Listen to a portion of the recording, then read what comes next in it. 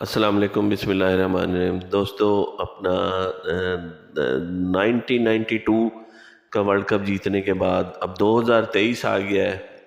ہم ہر 4 سال 5 سال کا لارا سنتے ہیں کہ اس بار ہم ورلڈ کپ جیت جائیں گے، اس بار ہم ورلڈ کپ جیت جائیں گے، مگر پھر وہی ہوتا ہے کہ ابھی بھی ہم وہیں ہیں اور ورلڈ کپ جیت ہی نہیں پا رہے۔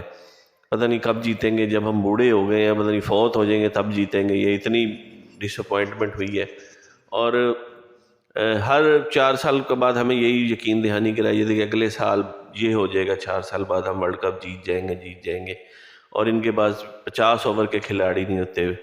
اب یہاں پہ اتنی ڈس اپوائنٹمنٹ ہے کہ ہم 5ویں نمبر پہ بھی بہت مشکل سے آئے ہیں، ورنہ شاید 6 نمبر سے بھی نیچے چلے جاتے۔ یہ تو وہ آخر میں بالر جو ہیں وہ سکور کر گئے اور ہماری کوئی پوزیشن برقرار رہی ہے۔ باقی کپتانی میں دیکھ لیں، بالکل کوئی بات کرنے کو دل نہیں کرتا جس قسم کی کپتانی ہوئی ہے۔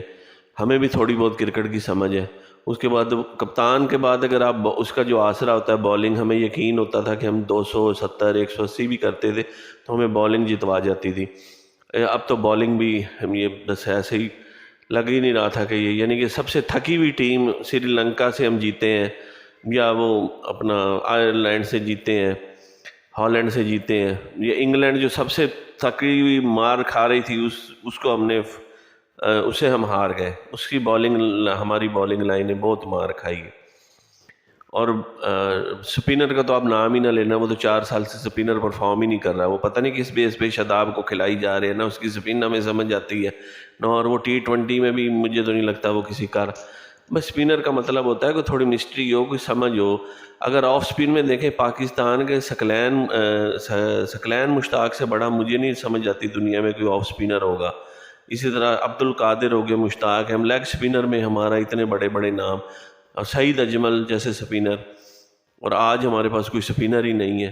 لیکن یہ بھی افسوس ہے کہ بڑے بڑے بالر جیسے وسیم اکرم تھے، وقار یونس تھے، ثقلین تھے، یہ اپنا مشتاق احمد تھے، انہوں نے آگے ہمیں ایک بالر بھی نہیں دیا۔